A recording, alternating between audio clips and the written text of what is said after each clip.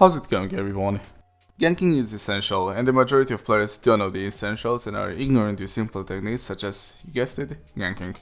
Most of my matchmaking teammates prefer to just spam attacks into my opponent's external guard, leading into him getting revenge almost instantly, being not helpful at all. Therefore, I'm gonna make this video trying to help out the people that need the help and are trying to improve at this game, so let's get going. The vital part in ganking is the time it takes to kill the opponent and how many times he got revenge while being ganked. Generally, if you got a ganker, the gank itself should take around 15 to 20 seconds without the opponent popping revenge at all. If it takes more than that or the person that is being ganked pops, keep in mind I say pops not gets revenge, you might want to practice better ganking. That's with a ganker. Don't know what a ganker is? It's a character role in competitive 4v4 matches. There are some characters that have moves which either guarantee teammate damage without giving a lot of revenge, or moves that are not giving the enemy a chance to pop revenge. Here's a list consisting of the 6 best gankers, explaining their ganking abilities and how to work with them. Keep in mind, a good team composition runs at least 2 gankers. Going to start with the queen of ganking herself, Shaman. Her gank is stupidly strong. Here's how it works. You have a teammate guard breaking for Shaman, and as soon as the Shaman player sees the guard break, he will apply bleed on the enemy by suffocating a heavy into top light. After that, all that's required is to apply block, parry or even a hit stun to deny the chance of your opponent to dodge the Shaman bite. She bites, that's 50 damage. As soon as she bites, your teammate can freely throw heavies on the enemy without him having a chance to pop revenge or block them. As I said, her gank is stupidly strong, but it does need some practice to get it done consistently. Next in the list is Lawbringer. His gank is really strong too, but not necessarily Shaman level of strong. The idea behind his gank is this: you have a Lawbringer running around and a teammate guard breaking the person that's about to get ganked. Now regardless whether the opponent is gonna counter guard break or not, you can still land an impel for a wall splat. Here's where most Lawbringer mains get it wrong. They do a heavy into a bash of wall splat. That's a big no-no for this gank. What you want to do is a long arm. While the enemy is getting long armed, you can get a heavy, and when he's on the ground, you need to time another heavy with your Lawbringer teammate. If you do not time the heavy with the Lawbringer, the opponent will get up sooner, missing out on a guaranteed Lawbringer heavy. That pretty much one-shots every character.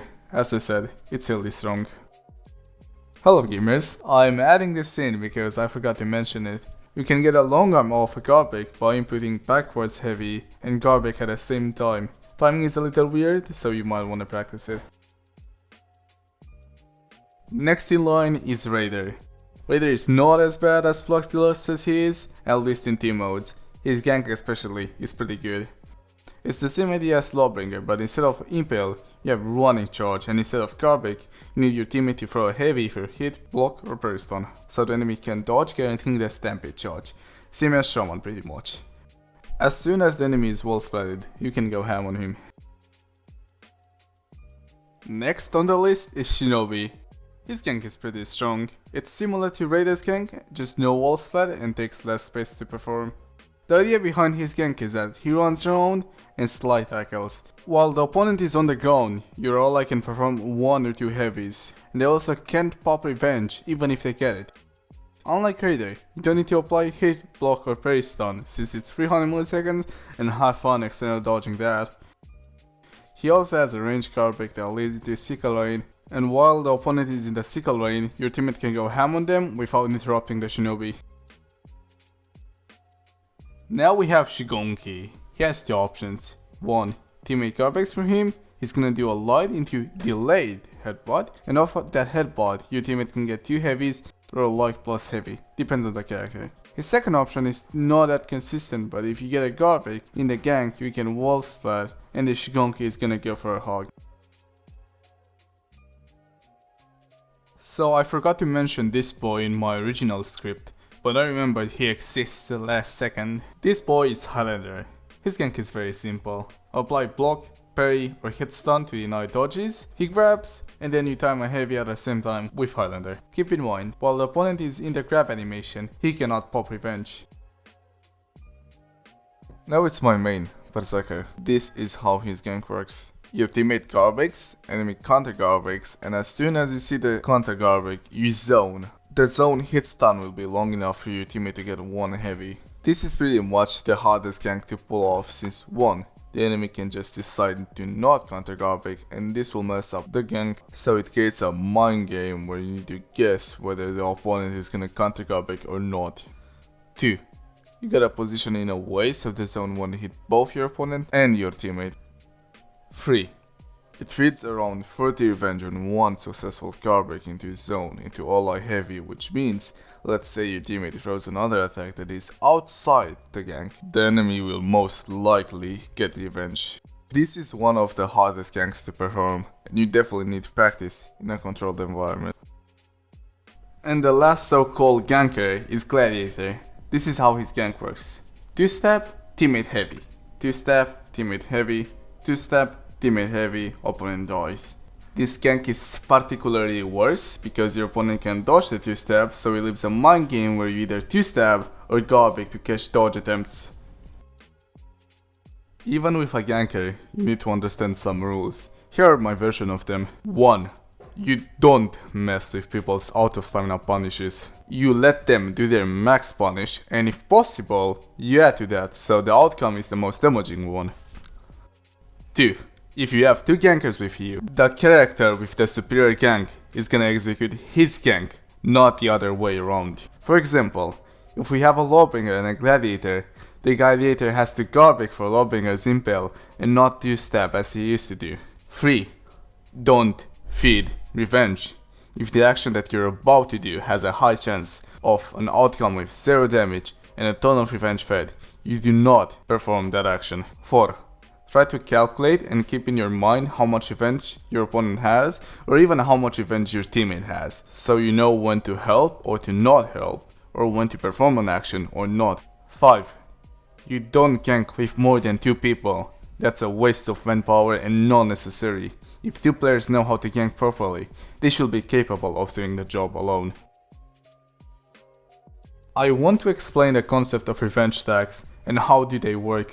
While being outnumbered, if an attack is thrown into your guard and you either dodge it, parry it or block it, there will be a revenge stack applied. If you have 1 revenge stack, there will be a small revenge gain multiplier. But the more revenge stacks you have on you, the bigger revenge gain multiplier you have. I don't want to get into too many details because Freeze will most likely make a video about it soon, or if not, I will.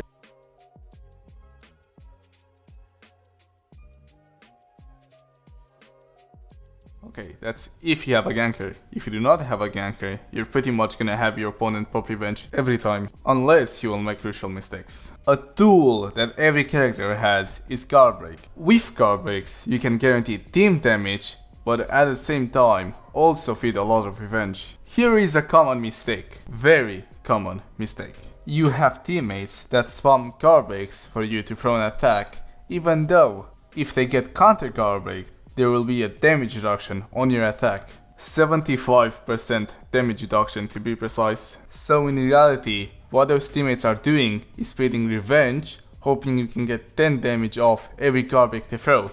Trust me, that's really bad ganking. They will most likely get revenge after 3 garbages. Now here's how you actually use garbages in ganks. Let's say your teammate throws a heavy, what you want to do is time the garbage a little bit, just a little bit earlier than the parry timing. So the enemy, even if he counter garbages, he won't have enough time to get the damage reduction. Keep in mind, every guard break into a heavy feeds around 30 to 40 revenge, so they will most likely get revenge even if you do it perfectly. Most of the times, you won't have to deal with this issue unless you don't have 2 gankers on your team or you don't have good rotations. For example, you send a Kensei and a Nobushi to gank instead of a Nobushi and Shaman. That's an example of a bad rotation. You should always send a ganker to gank if possible. Rotations are a much bigger topic that I won't get into much, maybe for another video. Until then, I hope you learned something new from this. If you did, leave a like. If you didn't, leave a dislike. If you feel like I missed on something, please let me know in the comment section. And until the next video, take care my dudes.